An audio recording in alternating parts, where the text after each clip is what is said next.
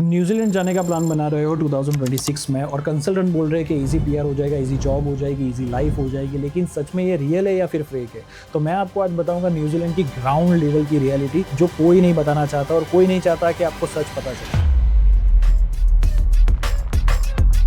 Hello everyone, this is आकाश देसाई।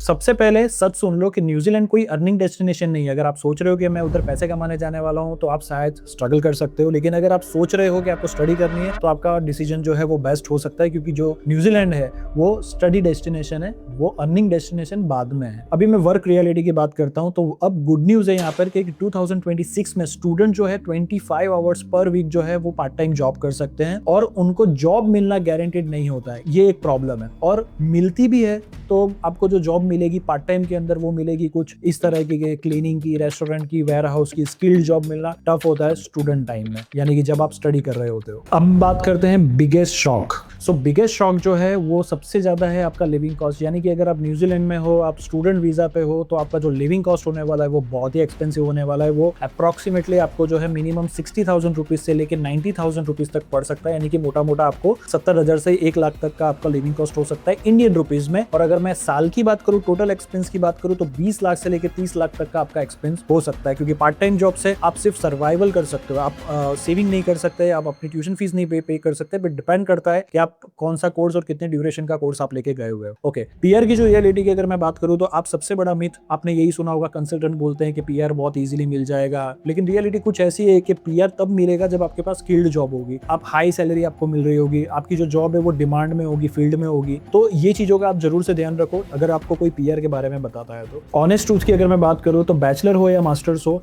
जैसे कि IT, nursing, engineering, अगर ये करने के लिए आप जा रहे हो तो न्यूजीलैंड आपके लिए बहुत ही बेस्ट ऑप्शन हो सकता है। लेकिन अगर उसी के सामने अगर आप सोच रहे हो कि मैं डिप्लोमा कोर्स करूंगा और फिर मैं वहां पे वर्क परमिट पे आ जाऊंगा, मैं अर्निंग करूंगा, तो मेरे हिसाब से वो एक बेस्ट डिसीजन नहीं होगा। तो उस बात का भी आप प्लीज ध्यान रखिए। आप ज्यादा से ज्यादा रिसर्च कर सकते हो, मैं आपको डिमोटिवेट नहीं करना चाहता, लेकिन मेरा सिर्फ सिंपल सा कहना आपको यही है कि आप वो चीजों में एक्सप्लोर करो जिसमें डिमांड है, जिसमें आपको इजीली पीआर मिल सके, जॉब मिल सके, डिमांड में हो जॉब, और आप बैचलर या मास्टर्स के लिए जाओ, ना कि डिप्लोमा के, क्योंकि डिप्लोमा की कंपैरेटिवली बैचलर और मास्टर डिग्री के सामने डिप्लोमा की इतनी वैल्यू नहीं होती है। कंक्लूजन की अगर हम लोग बात करें तो न्यूजीलैंड ड्रीम कंट्री है, लेकिन सिर्फ जेन्युइन स्टूडेंट के लिए है। गलत कोर्स चूज किया तो स्ट्रगल गारंटीड है, आपको गारंटीड स्ट्रगल करना ही पड़ेगा। अगर आप जेन्युइनली न्यूजीलैंड के अंदर जाना चाहते हो तो कमेंट कीजिए न्यूजीलैंड, मैं आपको एंड टू एंड गाइड करूंगा कि न्यूजीलैंड में कौन सी यूनिवर्सिटी आपके लिए सही है, कौन सा कोर्स आपके लिए सही है, कौन सा इंटेक आपके लिए सही है, क्या क्या फाइनेंसेस आपको शो करने पड़ेंगे, कब आप फाइल रख सकते हो। अगर आपने बैचलर यहाँ पे इंडिया में कंप्लीट किया और मास्टर्स के लिए अगर आप जाना चाहते हो तो आप स्पाउस वीजा के लिए कैसे अप्लाई कर सकते हो, जिसकी वजह से आपका वीजा रिजेक्ट ना हो, आपका वीजा आ जाए। और आपने मेरी पहले भी वीडियो देखी होगी, क्योंकि मैं उन टॉपिक पे वीडियोस बनाता हूँ कि जो आपके लिए हेल्पफुल हो। तो